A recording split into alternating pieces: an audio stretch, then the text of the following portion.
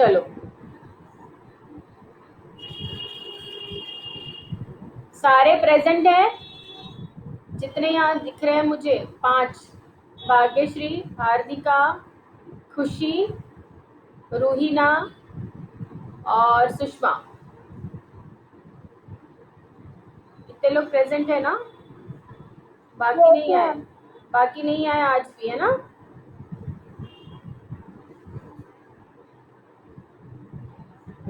चलो स्टार्ट करते हैं हम। तो कल हमने देखा था progressive wave, properties of progressive wave, ठीक है? यहाँ तक हम एक्सप्लेन करके रुक गए थे। इसके बाद है वेव इक्वेशन, ठीक है? वेव इक्वेशन में हम कैसे वेव इक्वेशन फाइंड करते हैं और वो वेव इक्वेशन कैसे बनता है। फिर से रूहीना गायब हो रही है क्या? गायब हो गई रूहीना? एक बार अटेंड करके गायब हो गई है।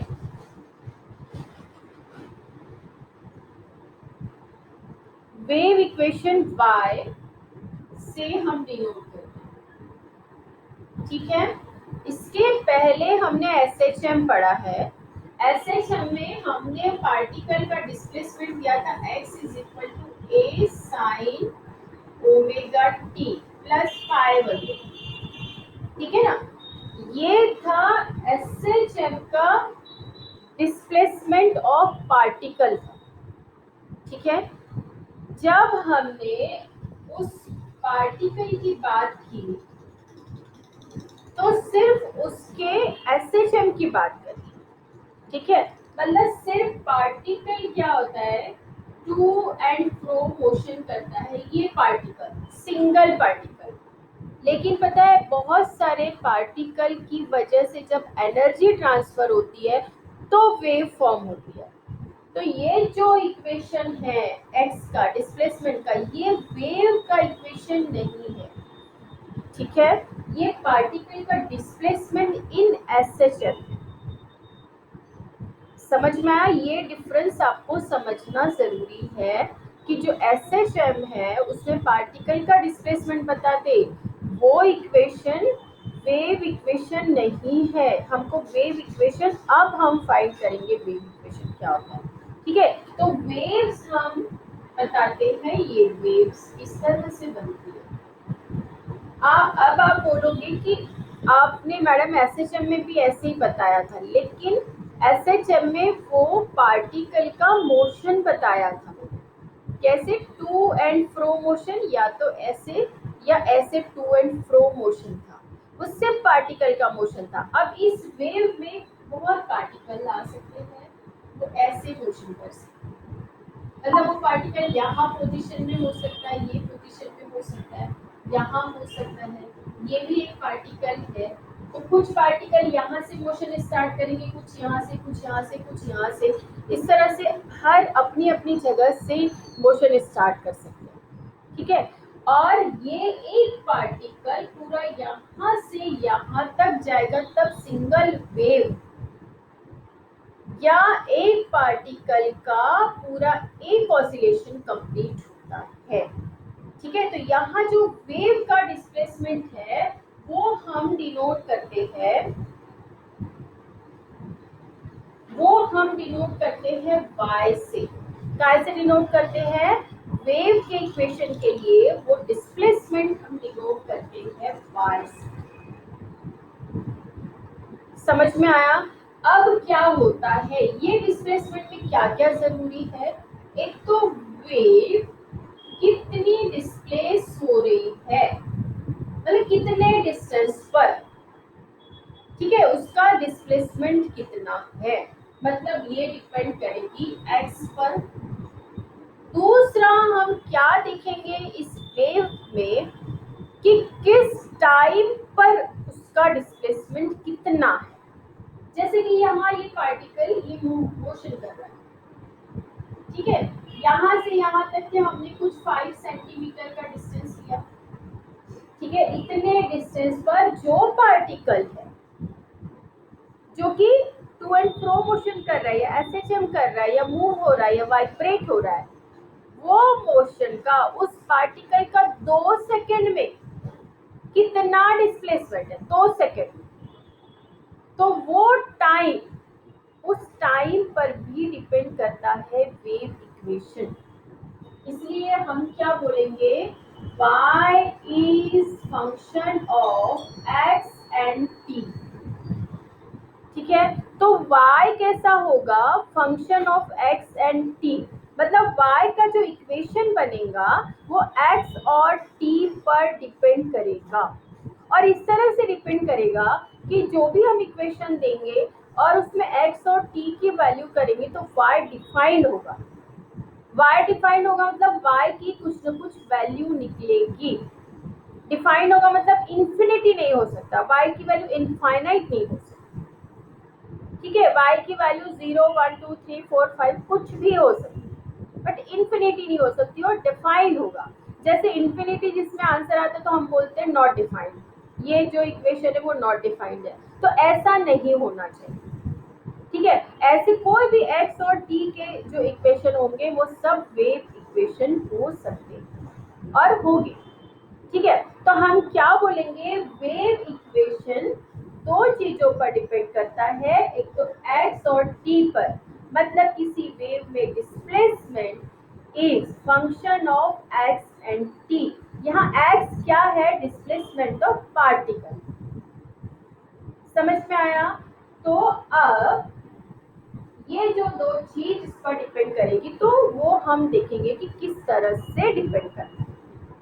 ठीक है, तो अब ये जो चीज डिपेंड करती है, एक और हम बात लेते हैं यहाँ पर कि यहाँ से यहाँ तक जो पार्टिकल मूव करता है इसको हम बोलेंगे वन ऑसिलेशन कंप्लीट करता है।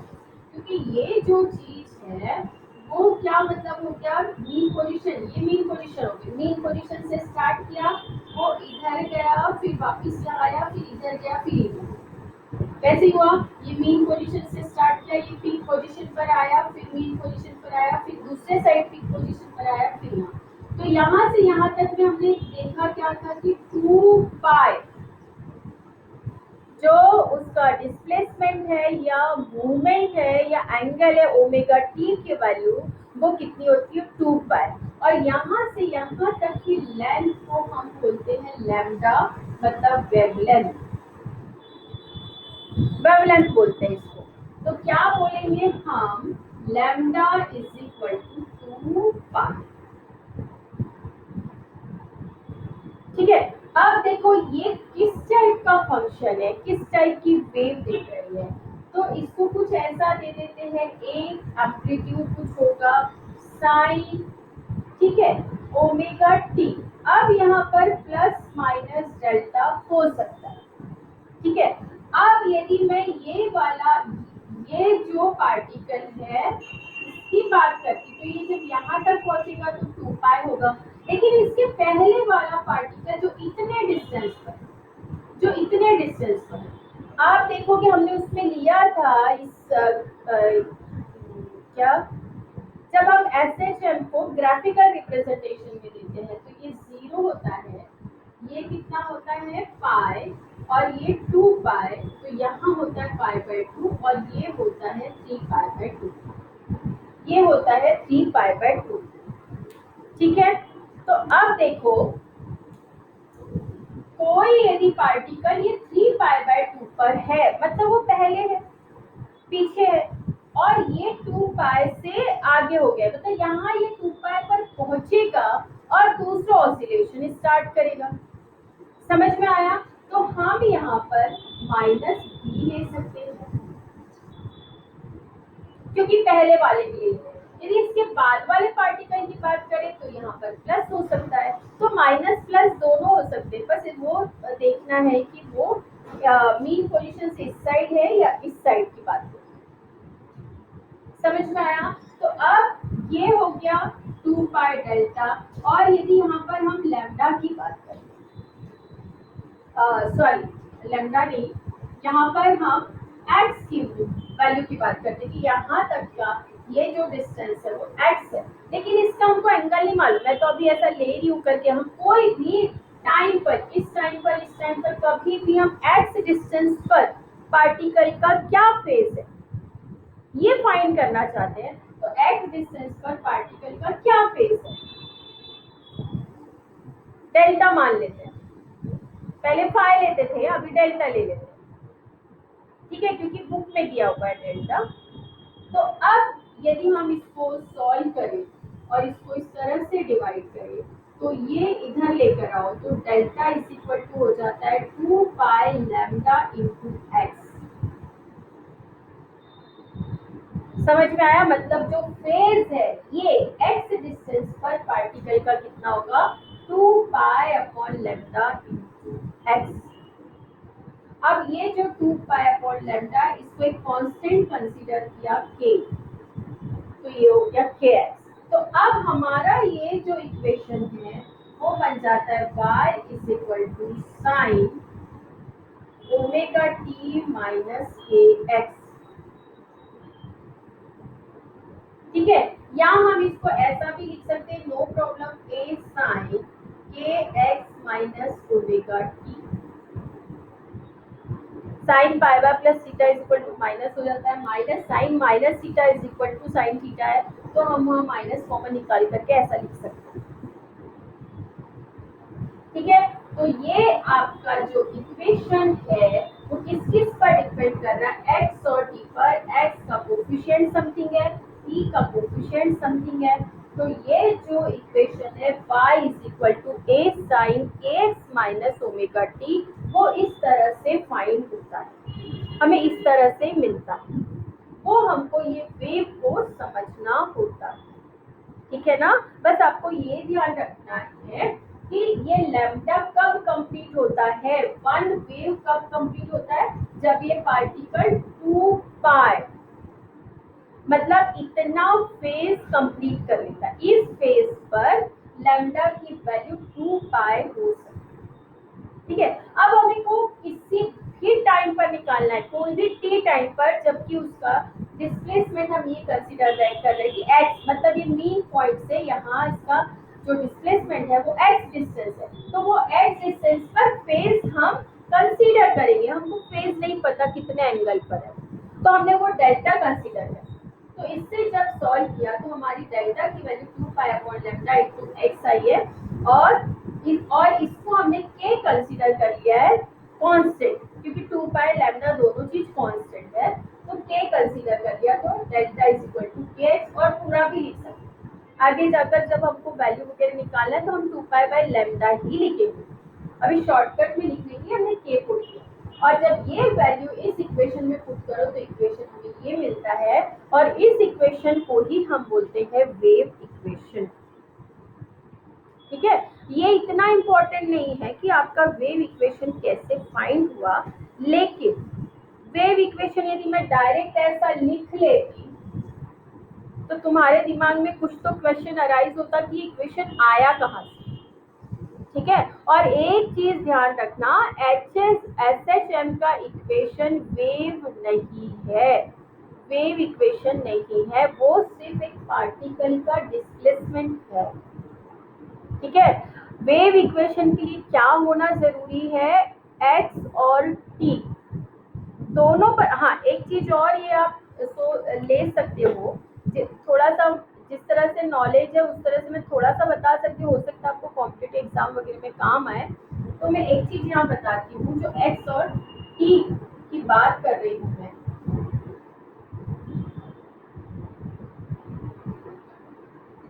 वैसे ये बहुत इंटरेस्टिंग सब्जेक्ट है वेव, आपको ये समझ में आ जाए तो।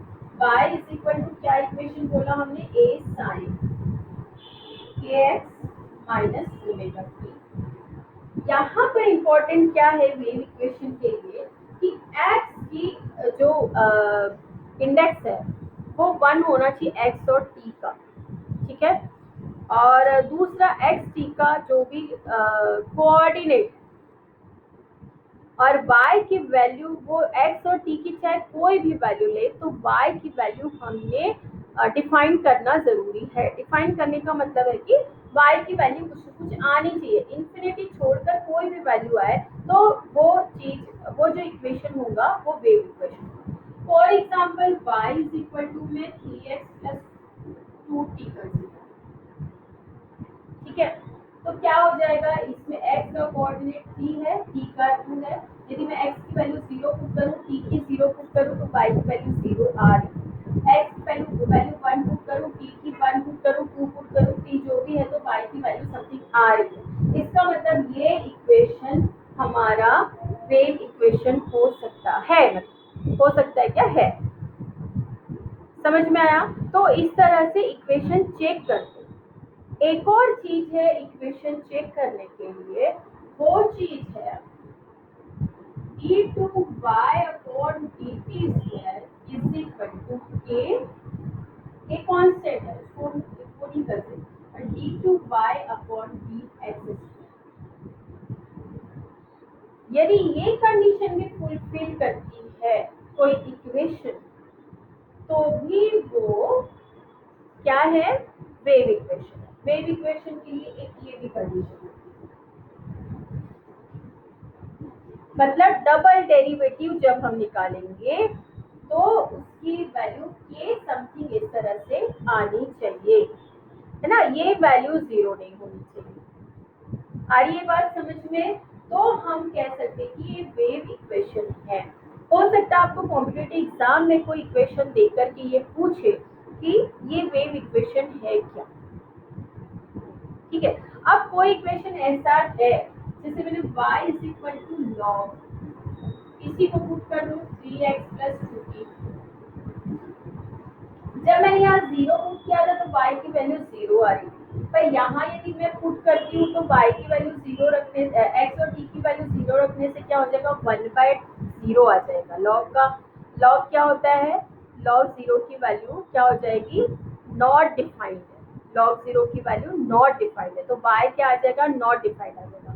तो ये इक्वेशन वेव इक्वेशन नहीं हो सकता। ऐसे बहुत सारे एग्जाम्पल, जब अपने सामने कोई बुक हो और एग्जाम्पल सामने हो तो हम और भी ज्यादा एग्जाम्पल को चेक कर सकते हैं कि ये वेव इक्वेशन है या नहीं। और दूसरा, हमने एसएचएम की भी बात कर ली कि जो एसएचएम का इक्वेशन था कौन सा, हाँ ये क्या था, x is equal to a sine omega T plus, इसको तो 0 भी ले सकते हैं, फाइव को तो ओमेगा टी प्लस ले सकते हैं।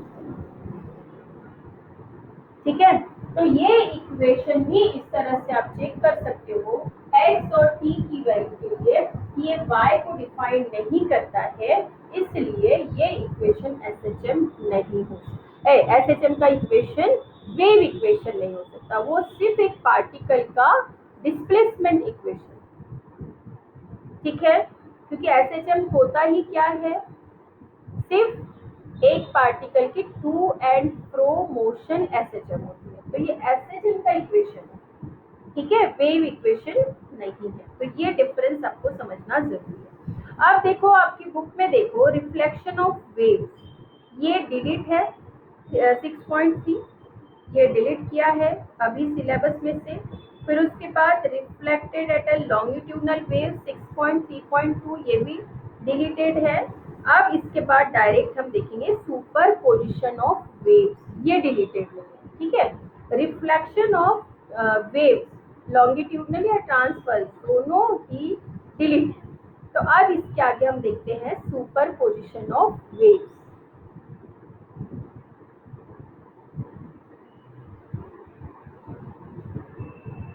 ये जो वेव इक्वेशन है इसमें से आपको सिर्फ ज्यादा कुछ स्टेट बोर्ड में पूछने लायक तो नहीं है, सिर्फ यही पूछ सकता है कि ऑब्जेक्टिव वगैरह में कोई इक्वेशन देकर ये पूछ सकते हैं कि ये इक्वेशन वेव इक्वेशन है या नहीं है, बस।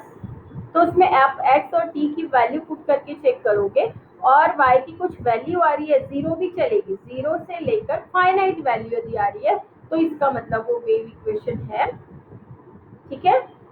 और यदि नहीं आ रही है तो वो वेव इक्वेशन नहीं है, बस आपको इतना बताना है, ठीक है। अब हम देखते हैं आगे सुपर पोजिशन ऑफ वेव्स।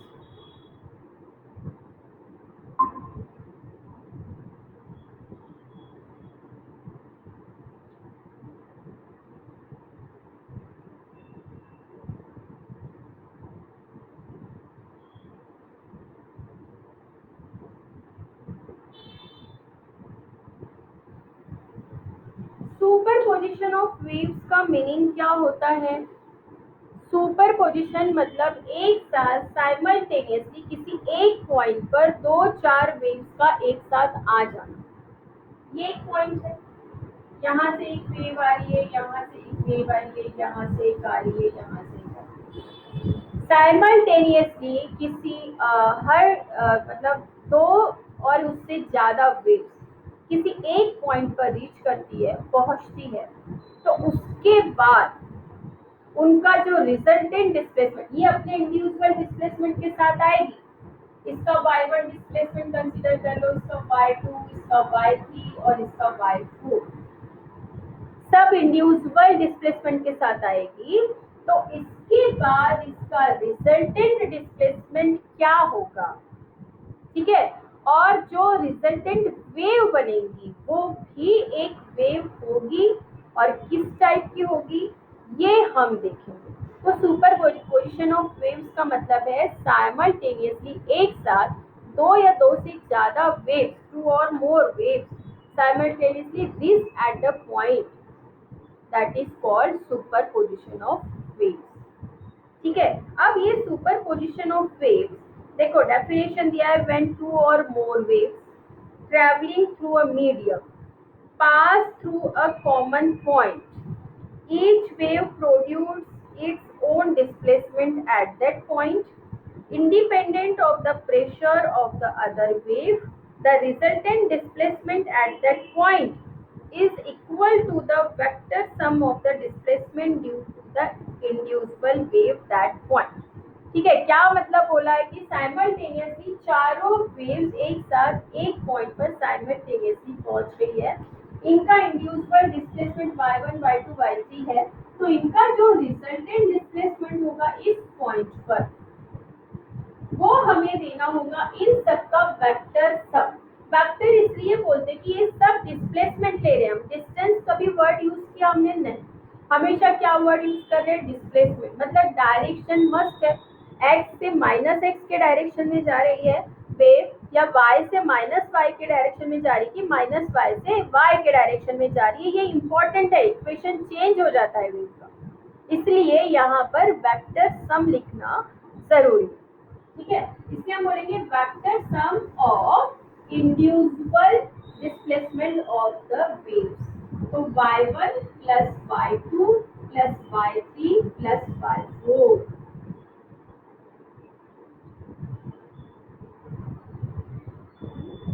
ठीक है, ये होता है resultant displacement at that point. इस पॉइंट पर इन सब के कारण जो डिस्प्लेसमेंट होगा या जो नई वेव का डिस्प्लेसमेंट होगा वो इस तरह से आएगा।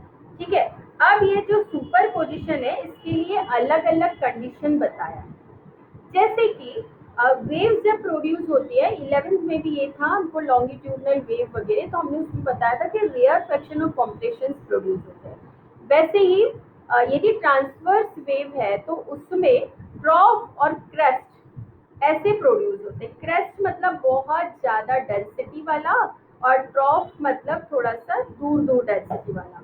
यहाँ पे कॉम्प्रेशन मतलब डेंसिटी ज्यादा हो जाती है एयर प्रेशर में, एयर प्रेशर ज्यादा हो जाएगा, और रेयर फ्रैक्शन मतलब होता है एयर प्रेशर कम या डेंसिटी कम, है ना, ये होता है। तो ये ही चीज हमें समझानी है। या हम दो वेव ले लेते हैं और वो जिस तरह से ट्रैवल कर रही है, तो किस तरह से हर सेकंड में ट्रैवल करेगी, किस तरह से मीट होगी किसी पॉइंट पर, और उसके बाद उसका डिस्प्लेसमेंट क्या होगा, उसका बिहेव क्या होगा, ये हम देखेंगे। तो पहला है यहाँ पे superposition of two waves pulse of equal amplitude and same phase moving towards each other। पहला वाला जो है, हम यहाँ पर वेव लेते हैं, ये एक वेव ले रहे हैं, ठीक है, और सेम ये ही दूसरी वेव ले रहे हैं। अब इसका एम्पलीट्यूड सेम है, मतलब ये जो चीज है ये सेम होना चाहिए, सेम हाइट की ऐसी, मतलब एम्पलीट्यूड सेम, फेज सेम मतलब दोनों एक साइड रहेंगे। ठीक है, तो पहली वाली कंडीशन क्या है? सेम फेज के लिए, और सेम फेज की दोनों वेव्स है, ये वेव्स भी इस डायरेक्शन में जा रही है और ये वेव इस डायरेक्शन में जा रही है, दोनों अपोजिट डायरेक्शन में जा रही है, एक दूसरे के पास जा रही है। दोनों कैसी है, सेम एम्पलीट्यूड की है। यहाँ आपको थोड़ा कम ज्यादा दिख रहा होगा तो कंसीडर कर लो कि दोनों का जो एम्पलीट्यूड है हम सेम ले लेते हैं, ए और ये ए। फेज दोनों का सेम है, दोनों वन साइड की है, ठीक है। अब ये जब जाएगी तो ये 0 सेकेंड पर इनकी कंडीशन ऐसी, ठीक है। आफ्टर 1 सेकेंड, यहाँ पर आपकी बुक में और बहुत अच्छे से समझाया है, आफ्टर 1 सेकेंड ये थोड़ा पास पास हो जाएगी, ऐसे हो जाएगी, 1 सेकेंड के बाद और पास में आ जाएगी। ये 0 सेकेंड पर था, ये 1 सेकेंड पर।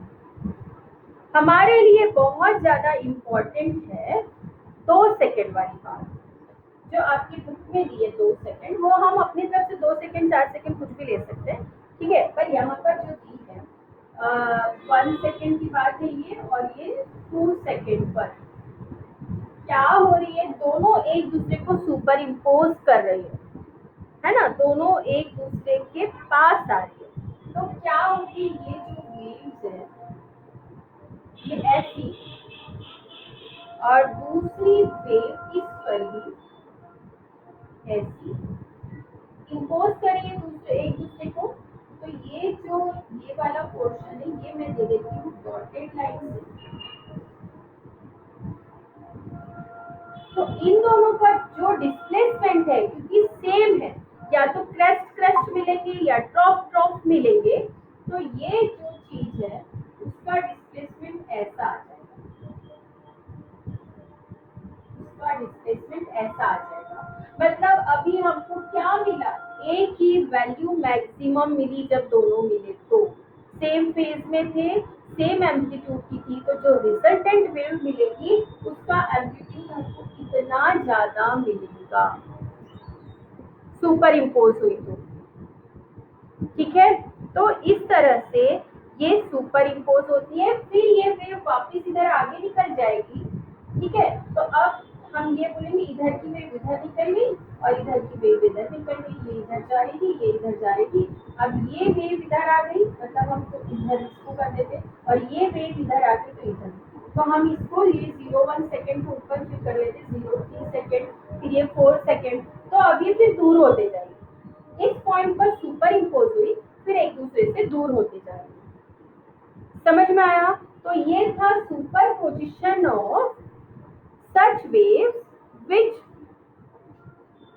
have same amplitude and same phase, ठीक है। ये उनके लिए सुपरपोजिशन था। आइए बात समझ में। अब यहीं पर मैं लेती हूँ superposition of two pulses, wave pulses, जिनका की एम्पलीट्यूड तो सेम ले लेते हैं हम, लेकिन फेज चेंज होते हैं। फेज मतलब अब मैं इसका फेज ले लेती हूँ थोड़ा सा नीचे,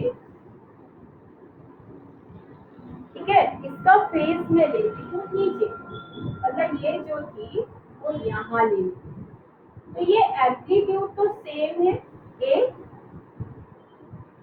एम्पलीट्यूड सेम है, और इसका फेज है इस डायरेक्शन में और इसका फेज है इस डायरेक्शन में, तो ये होता है फेज चेंज, अपोजिट फेज, ठीक है। आप देखो ये जब ट्रेवल करेगी तो ये थोड़ा यहाँ पास में हुई, तो ये थोड़ा इसके यहाँ पास में आएंगी, 1 सेकेंड 1 सेकेंड में, ठीक है। फिर अगले 2 सेकेंड की बात करें तो ये थोड़ा ऐसे आएगी, तो ये थोड़ा ऐसे, तो क्या बनेगा, एक समय के बाद मतलब 2 सेकेंड के बाद यहाँ पर इस तरह से लूप बनेगा, ठीक है। लूप मतलब ये दोनों इस तरह से मिलेंगी, लेकिन इसको हम डॉटेड लाइन से देंगे,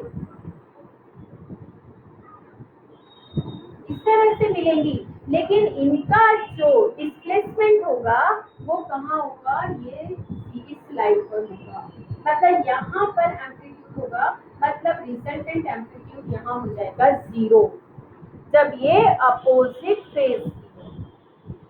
तो जब ये सुपर इम्पोज होगी, इनका सुपर पोजिशन होगा, तो इनका एम्पलीट्यूड यहाँ हो जाएगा 0। अभी हम जब सुपर पोजिशन की इक्वेशन निकालेंगे और उसके बाद ये सारे केसेस देखेंगे कि सेम एम्पलीट्यूड की है और सेम फेज की है तो कैसे मैक्सिमम एम्पलीट्यूड गेन करती है रिजल्टेंट वेव, और जब सेम एम्पलीट्यूड की और अपोजिट फेज की है तो वो कैसे displacement resultant displacement zero gain करती है। ठीक है, तो ये बनेगा इस तरह से और इनका डिस्प्लेसमेंट क्या हो जाएगा, एक दूसरे को न्यूट्रल कर देगा, मतलब ये इनका एम्पलीट्यूड क्या आ जाएगा, जीरो आ जाएगा। समझ में आया? तो ये था सेम फेज और सेम एम्पलीट्यूड और अपोजिट फेज के लिए सुपर पोजिशन ऑफ वेव्स। ठीक है, ये आपकी बुक में दिया हुआ है,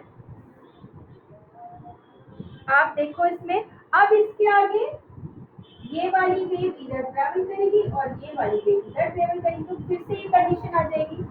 नहीं, ये कंडीशन नहीं आएगी। अब ये वाली वेव इधर जाएगी और ये इधर जाएगी, सेम नहीं कर सकता, है ना। तो अगला जो बनेगा वो कैसा बनेगा, नीचे वाली वेव इधर आएगी और ये ऊपर वाली इधर जाएगी, तो ये इस साइड जा रही है, ये इस साइड जा रही है। वेव आपको ढंग से बनाना है, हाँ, वेव तरीके से बनाना कि वेव दिखे, नहीं तो क्या होता है एग्जाम में बच्चे ना कुछ भी बनाते हैं, वेव जैसी वेव दिखती नहीं है, रफ डायग्राम टाइप बनाते हैं। आप प्रैक्टिस करोगे तो अपने आप बिल्कुल अच्छे से वेव बनने लग जाती है। ठीक है, तो ये था आपका जो सुपर पोजिशन ऑफ वेव में हमने ये बताया। अब हम देखेंगे इसका एनालिटिकल ट्रीटमेंट, मतलब इक्वेशन फाइंड करेंगे कि सुपर पोजिशन ऑफ वेव्स के लिए क्या इक्वेशन बनता है, किस तरह से हम लेके चलते। ठीक है,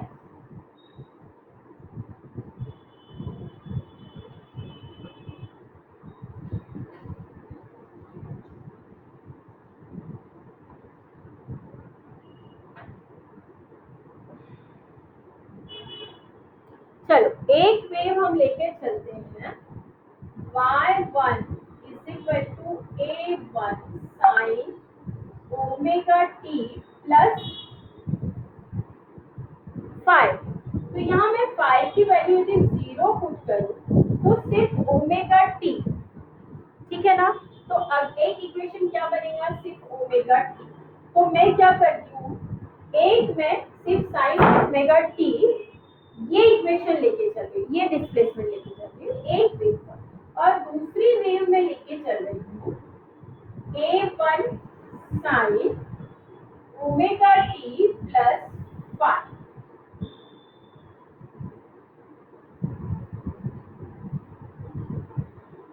ठीक है, ये लेके चल रही हूँ।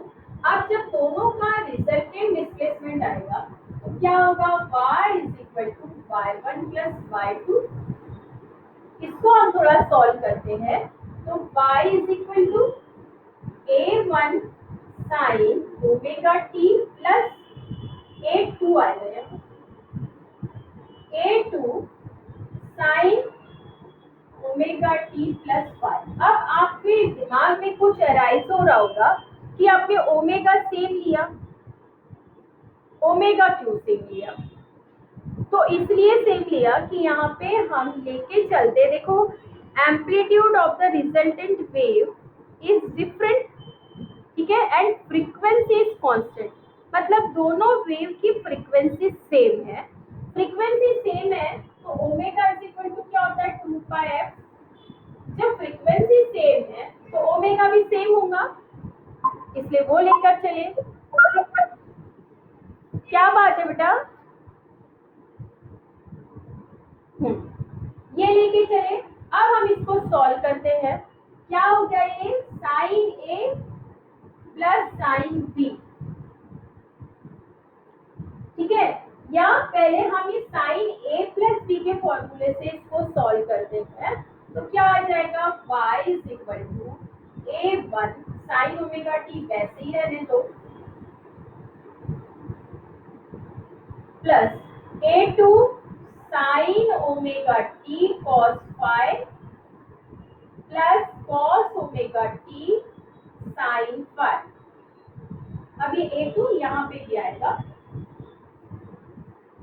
ये equation sine a plus b से साइन ए प्लस बी का इक्वेशन क्या होता है, sine a cos b cos a sine. इसके पहले भी हमने एसएचएम में देखा था, ठीक है। तो वो इक्वेशन से हमने इसको सॉल्व किया और a2 का अंदर मल्टीप्लाई होगा। अब देखो साइन ओमेगा टी यहाँ कॉमन है, तो क्या निकलता है, a1 plus a2 cos five sine omega T plus क्या बच जाता है, ये a2 cos omega T plus नहीं है यहाँ पे साइन फाइव। यहाँ पे क्या बच जाता है आप, a2 साइन फाइव मैं पहले लिख रही हूँ, कॉस ओमेगा टी बाद में लिख रही हूँ, ठीक है। वो मैं बता, अभी समझ में आ जाएगा आपको ऐसा क्यों किया मैंने, ठीक है। अब हम क्या करते हैं, इसको कुछ कंसीडर करते हैं, ठीक है। क्या कंसीडर करते हैं हम, a1 plus a2 cos five is equal to consider कर लो a कॉस थीटा, जहां की क्या है, थीटा फेज है रिजल्टेंट डिस्प्लेसमेंट का और ए रिजल्टेंट डिस्प्लेसमेंट का एम्पलीट्यूड है। तो हम ये कंसीडर कर लेते हैं क्योंकि ये दोनों चीज कांस्टेंट है, ठीक है। फिर हम a2 sin five is equal to consider कर लेते हैं a sin थीटा। थीटा की जगह आप डेल्टा वगैरह भी ले सकते हो, ठीक है। तो ये यदि हम पुट करें तो ये हो जाएगा a cos theta sine omega T plus ये हो जाएगा a sine theta cos omega T. A common निकालते हैं तो क्या बच जाता है, cos theta sine omega theta cos theta omega T cos theta और sine theta cos omega T. फिर से किसका फॉर्मूला बन गया, ये साइन ए प्लस बी का। तो क्या आ जाएगा, ए साइन ए प्लस बी मतलब ओमेगा टी प्लस थीटा। वापिस ये जो रिजल्टेंट डिस्प्लेसमेंट आ गया या रिजल्टेंट जो आपकी वेव आई है, वो उसका फॉर्मूला क्या आ गया, A sine omega T plus theta, मतलब इसी टाइप की वेव हमको वापस मिलती है। जो रिजल्टेंट वेव मिलती है वो वापस हमको इसी तरह की वेव मिलती है जिस तरह की हम वेव लेके चलते हैं, ठीक है। अब यहाँ पे रिजल्टेंट जो ए आया है इसकी वैल्यू क्या होगी, हम ये निकालते हैं। तो ए की वैल्यू क्या होगी हम यहाँ से निकालेंगे। तो क्या करते हैं, इसको पहले हम स्क्वायर करते हैं, ए स्क्वायर साइन स्क्वायर थीटा, ये दोनों इक्वेशन 2 इक्वेशन 1 वो दोनों को हम क्या करेंगे, पहले स्क्वायरिंग करेंगे फिर ऐड करेंगे। तो इसको स्क्वायरिंग किया तो A square sine square theta plus इसको भी स्क्वायरिंग कर लेते और ऐड कर लेते हैं, तो ये हो जाएगा इज इक्वल टू इधर a2 square sine square five plus a1 plus a2 cos five का स्क्वायर, है ना। अब यहाँ से ये ए स्क्वायर कॉमन निकाला तो क्या मिलता है हमको, sign square theta cos square theta. Sign square theta cos square theta वापस कट होता है तो क्या बच जाएगा, यहाँ सिर्फ ए स्क्वायर। और इसको एक्सपांड करो तो a2 square sine square five plus a1 square plus 2a1 a2 cos five और क्या मिल जाएगा, प्लस a2 का स्क्वायर कॉस स्क्वायर फाइव, ठीक। अब देखो फिर से ये और ये a2 स्क्वायर कॉमन निकाला तो sine square five plus cos square five रह गया, तो क्या बनेगा, a1 स्क्वायर सिंगल है लिख लो, यहाँ पर a2 स्क्वायर मिलेगा, यहाँ पर मिलेगा 2a1 a2 और क्या मिल जाएगा कॉस फाइव। तो ये हमारा क्या आ गया, रिजल्ट, ठीक है। अब ये ए स्क्वायर है तो ए की वैल्यू डिफाइन करना है तो इसको हम कर देते हैं अंडर रूट। तो ये जो रिजल्टेंट हमारी आएगी, अभी आ रही है रूमेशा, ये जो ए है ये क्या है, इस रिजल्टेंट वेव का एम्पलीट्यूड इस फॉर्म में। अब देखो इसके पहले मैंने जो सुपरपोजिशन बताया था और सेम एम्पलीट्यूड का हो और अपोजिट हमारा फेज हो, तो हमने क्या बोला था कि क्या रिजल्ट मिलता है, ठीक है, या सेम फेज हो तो क्या रिजल्ट मिलता है। तो यहाँ से ये पूरा इक्वेशन आपको समझ में आया, यहाँ तक आपको लिखना पड़ेगा सुपरपोजिशन ऑफ वेव्स के लिए कि किस तरह से सुपर इम्पोज होती है। तो उनका जो रिजल्टेंट वेव आती है वो कौन सी वेव होगी, तो वो ही वेव होगी जो हम लेके चलते हैं, सेम वेव सेम इक्वेशन वाली, और मिलती भी हमको वो इक्वेशन वाली है, वो यहाँ पर हमारा प्रूफ हो जाता है। ठीक है, फिर इसके बाद में यहाँ पर जो हम लेके चलते हैं, ये कंसीडर करके चलते हैं, ये हमें निकालना पड़ता है क्योंकि यहाँ पर हमने थीटा एंगल ये लेके चला है फेज और ए एम्पलीट्यूड लेके चला है, तो हमको ए और थीटा की वैल्यू फाइंड करना पड़ेगा। ठीक है, यहाँ पर इन दोनों को डिवाइड करेंगे, A sine theta by A cos theta, tan theta निकल जाएगा, उसके फॉर्म में ये जो कुछ भी निकलेगा तो थीटा की वैल्यू निकल जाएगी और ए की वैल्यू हमने ये फाइंड करनी है। ठीक है, तो आपको इतना एक्सप्लेन करते आना चाहिए, इजी बहुत है, बहुत इजी है, यदि आप कर सको तो बहुत अच्छी बात है।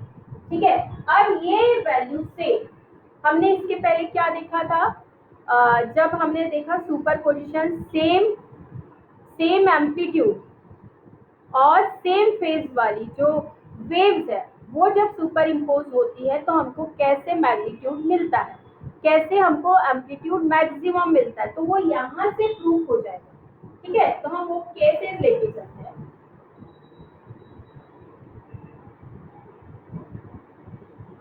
तो ये फर्स्ट केस लेके चलेंगे, केस 1, जहां पर क्या है, केस 1,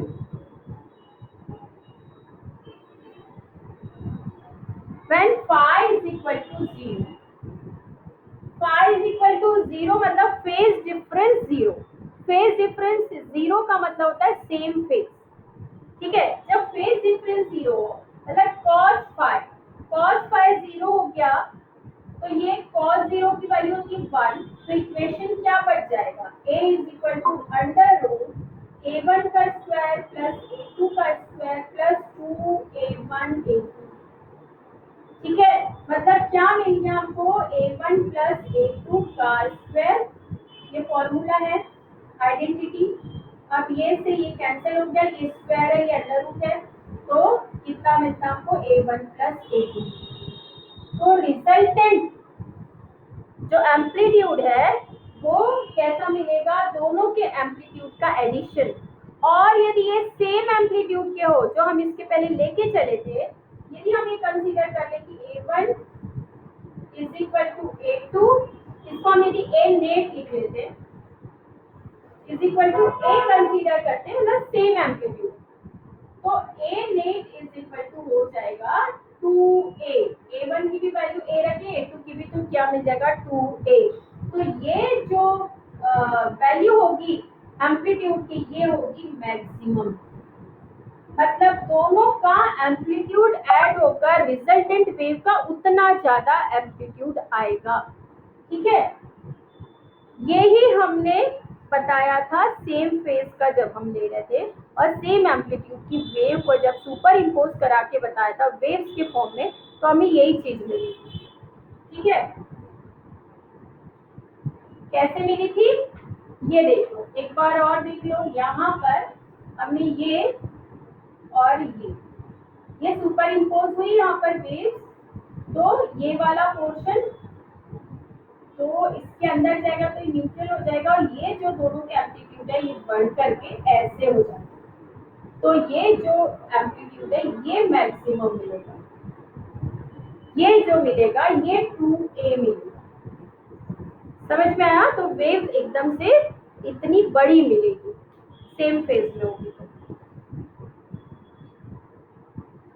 उसके बाद जब दोनों का फेज अपोजिट हो, मतलब पाई का डिफरेंस, ठीक है, जब दोनों का फेज यहाँ था, ये मतलब हो गया सेम फेज, सेम फेज बोल सकते हो या फेज डिफरेंस 0 बोल सकते हो। अब फेज डिफरेंस यदि पाई हो या हम बोल सकते हैं अपोजिट फेज।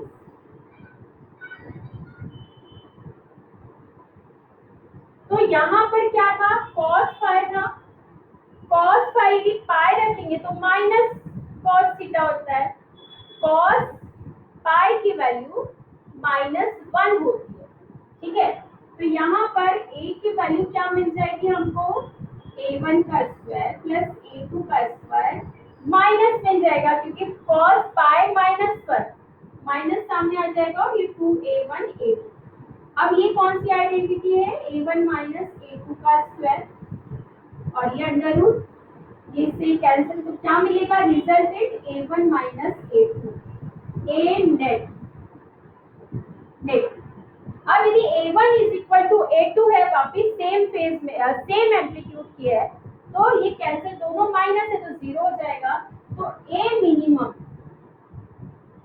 कितना मिलेगा, 0। कब, जब फेज कैसा हो या फेज डिफरेंस कैसा हो, पाई या अपोजिट फेज से आ रही हो, जो कि हमने यहाँ बताया था।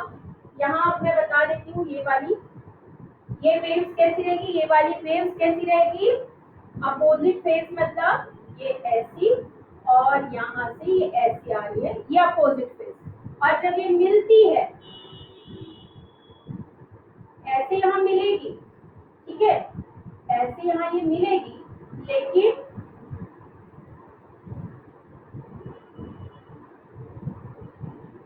और इनका जो एम्पलीट्यूड है वो यहाँ होगा, a इज इक्वल टू 0।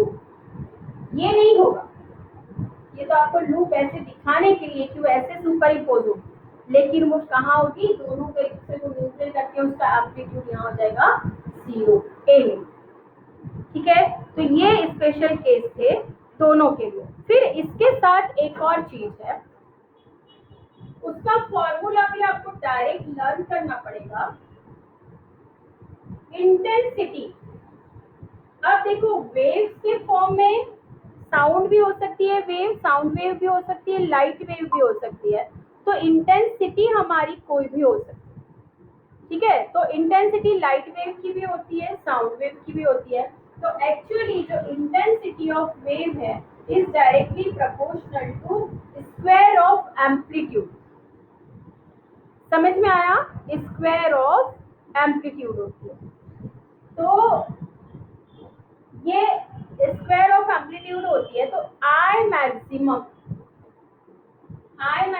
आपका क्या होगा, मैक्सिमम मतलब ए मैक्सिमम का स्क्वायर, है ना। आपका ए मैक्सिमम कब आया था, a1 प्लस a2 का स्क्वायर, और यदि दोनों का एम्पलीट्यूड सेम हो तो 2a का स्क्वायर मतलब 4a स्क्वायर। ये हो जाएगा maximum intensity of wave. Minimum intensity, minimum is directly proportional to a minimum का स्क्वायर। a मिनिमम आपका क्या था, a1 माइनस a2 का स्क्वायर, ठीक है। और यदि सेम एम्पलीट्यूड की हो तो ये था 0। तो आई मिनिमम यदि सेम एम्पलीट्यूड की रहे वेव तो आई मिनिमम होगा 0 और आई मैक्सिमम होगा 4a स्क्वायर, ठीक है। सिर्फ आपको इतना ध्यान रखना है। तो यहाँ पर होता है सुपर पोजिशन ऑफ वेव्स का पूरा कंप्लीट कंसेप्ट कंप्लीट, यहाँ पर सुपरपोजिशन ऑफ वेव कंप्लीट हुआ। तो आपको ये चीज समझ में आई, धीरे धीरे सिर्फ खुशी बची है।